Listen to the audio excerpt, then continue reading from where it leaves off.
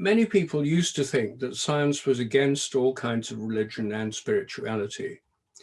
Science isn't against them. What is against them is scientism, people who've made science into a kind of religion, particularly dogmatic materialists and militant atheists, who are usually materialists as well. And for them, religion and spirituality are a relic of the past, superstitions that need to be stamped out in the name of science and reason. Well, that attitude was very prevalent in the late 19th century and much of the 20th century, and we still have representatives of it today. But when science is treated as a method, which is what it is, it's not really, it shouldn't be a belief system, it's a method.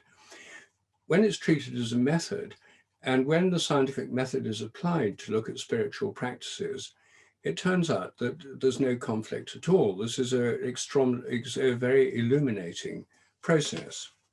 There have now been a great many studies of religious and spiritual practices by scientists, and there have been more than 4,000 papers in peer-reviewed journals published on this subject.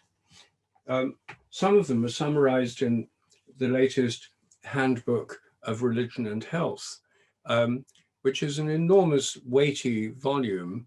It costs $100 or something, and it weighs several pounds, and summarizes the results of thousands of studies.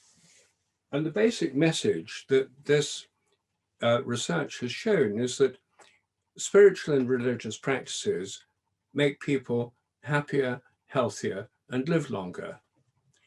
That presumably means the opposite must be true. A lack of religious or spiritual practices makes people unhappier, unhealthier, and live shorter, which is why I think militant atheism should come with a health warning.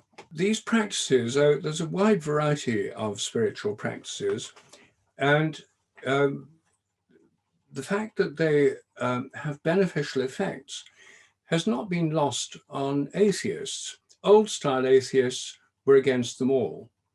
New-style atheists, like Sam Harris, one of the so-called new atheists in the United States, are not opposed to spiritual practices. In fact, Sam Harris is now giving online meditation courses.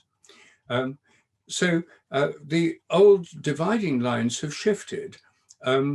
What new-style atheists want is spiritual practices, but without religion. And of course, there are many people who are spiritual but not religious, who are not atheists.